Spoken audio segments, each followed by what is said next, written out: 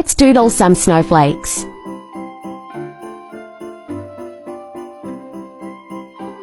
Start by printing out the stencil and taping over the design. Then start tracing the stencil.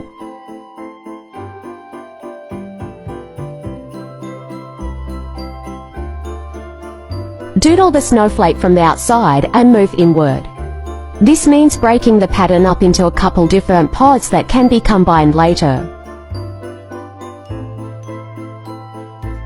Doodle a fresh layer of plastic onto one of the snowflakes, and then press the two flakes together, creating one. Use your fingers to adjust each part of the snowflake and to make it pop in 3D.